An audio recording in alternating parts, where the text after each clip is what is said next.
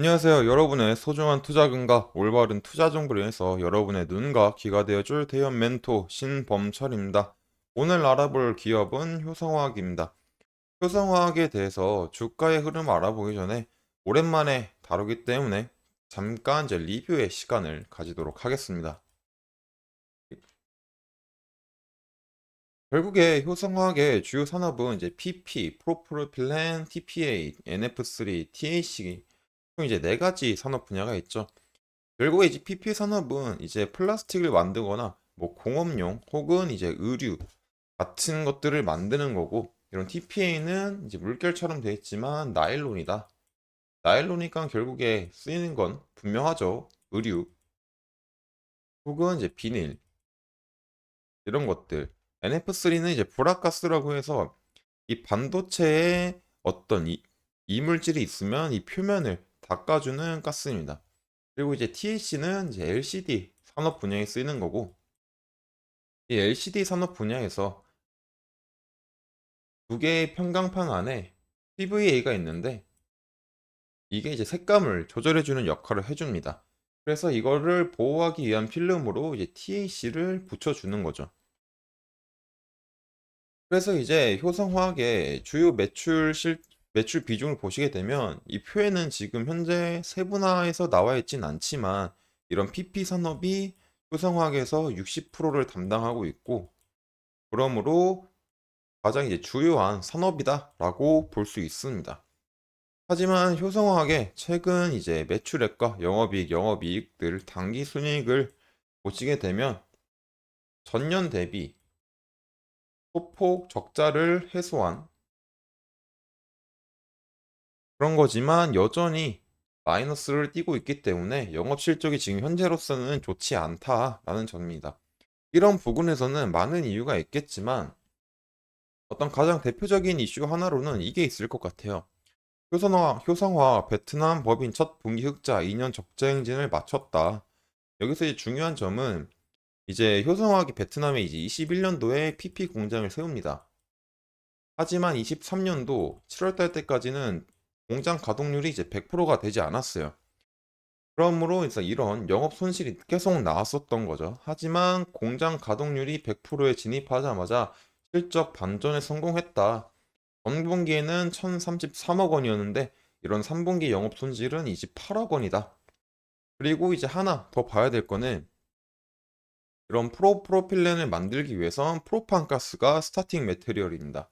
그래서 이런 프로판 가스의 가격이 안정이 되면은 효성화학 입장에선 좋겠죠. 같은 돈으로 더 많은 스타팅 물질을 만들고 사고 그 후로 이제 최종 생산물을 만들게 되면 이득인 거니까요. 근데 그의 반면에 이런 PP 스프레드는 이제 45달러, 207달러, 242달러로 이제 대폭 상향됐다. 그래서 적은 돈으로 더 많이 만들고 좀 더 비싼 값에 판다라는 의미가 되겠죠. 그런 점에서 이제 어떤 매출에 기대를 할 수 있지 않을까라는 이제 기사였습니다. 그래서 간단하게 효성화학에 대한 리뷰를 맞춰보고, 이런 추가적인 부분에서는 제가 지속적으로 업데이트할 예정이니까 효성화학에 관심 있으신 분들은 좀 지켜봐 주셨으면 좋겠습니다. 그리고 이제 주가 흐름을 보게 되면 일단 주가 흐름을 보기 전에 하고 드리고 싶은 말들은, 너무 깊게 들어가게 되면은 어떤 리딩의 측면이 될 수도 있으니 가격적인 측면에서 설명을 해드릴 테니까 이런 점들은 조금 양해해 주셨으면 감사하겠습니다. 그래서 결국에 효성학은 주가가 계속 하락을 하다가 하락 브레이킹이 걸렸죠. 이 11만 원에서 한번 반등이 나왔고, 그리고 다시 오르나 싶었지만 최저점인 7만 7천 원 찍고 가격 방어를 성공했던 모습을 보이고 있습니다. 그리고 현재 이런 86,900원에서 다시 추가 반등이 올까라는 기대감을 심어줄 수도 있을 것 같아요. 하지만 아직까지는 그렇게 거래량이 터져주면서 방어하는 모습은 아니니 우리가 조금 더 지켜볼 필요는 있지 않을까라는 생각도 듭니다. 그래서 이런 흐름들을 조금 더 자세히 보게 해서 날복을 보게 되면은 결국에 이제 효성화학의 가격 범위는 이 박스권이죠. 그래서 93,000원, 그리고 이제 81,000원. 결국 이 라인에서 놀고 있었던 겁니다. 근데 한번 확인해 봐야 될 건 이 라인에서의 반등, 이 라인에서의 반등. 여기서는 결국에 반등을 실패하지 못했지만 살짝 어떤 흐름이 기대할 수 있을 만한 흐름이었었겠죠. 근데 이 부분의 차이점이 뭐냐면 결국에 어떤 주가가 상승 추세다라고 하는 건 60평선이 상방으로 돌아야 됩니다. 하락을 하다가 이렇게. 하지만 이 모든 부분들은 전부 다 이제 60평선이 완만해지다가 하락을 하고 다시 이렇게 하락을 하는 모습이었으니까는 아직 주가가 상방으로 돌진 않았다라는 걸 알 수 있죠. 하지만 단기 추세로 볼 수 있는 5, 10, 20평선 같은 경우는 상승을 했고요.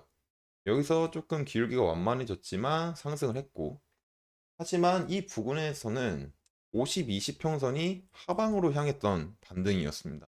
그렇기 때문에 이런 부분들은 이 앞전 첫 번째와 두 번째 반등이 다르다라는 거를 이제 한번 생각해 보시면 될 것 같습니다.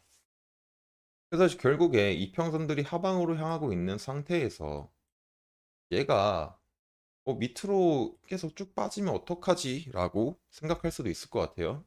그런 걱정이 들겠죠. 그래서 이제 일단 만약에 가격이 빠졌다라고 했을 때 우리가 유의미하게 볼 수 있는 지지 구간들은 일단 첫 번째로 이제 83,000원 부근이겠습니다. 그래서 이 부근을 먼저 1차적으로 잘 지지를 하는지 보고요. 그 다음에 가격이 빠졌다. 빠졌을 때 다시 여기를 올라오려는 의지.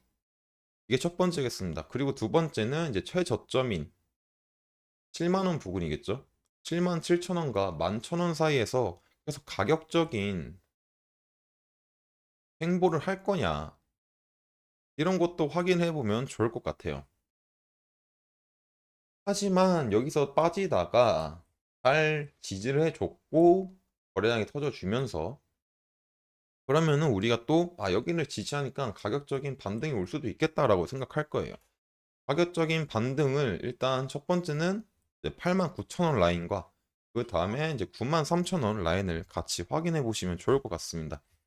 그리고 일단 이 효성화학 같은 경우에서는 가장 많은 거래가 이루어진 가격대가 이 89,000원인 만큼 89,000원과 이제 93,000원 사이인 만큼 이 가격이 오면은 매도세가 나올 수도 있겠다라는 점 확인을 해주시면 감사할 것 같습니다. 그래서 이렇게 반등이 왔을 때 계속 상승할 거야 라기보다는 이런 부분에서는 한번 쉬어주고 이런 추후 상황을 계속 지속적으로 모니터링 하는 게 좋습니다. 하지만 이런 부분에 대해서는 여러분들이 여러분들의 업무가 있고 그런 점에서 계속 차트를 확인할 수 없기 때문에 그런 점은 제가 계속 확인을 해서 여러분들한테 알려드리도록 하겠습니다.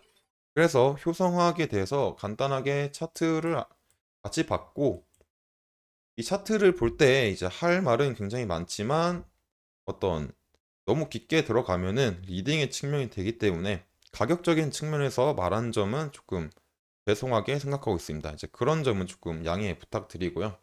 앞으로 효성화학에 대해서 이런 차트의 흐름 말고도 더 많은 산업과 앞으로 효성화학이 성장하기 위해서 어떤 변수가 있을지 그런 것들도 상세하게 다룰 예정이니 관심 있으신 분들은 지켜봐 주시면 감사하겠습니다. 이상 대여 컴퍼니의 멘토 신범철이었습니다.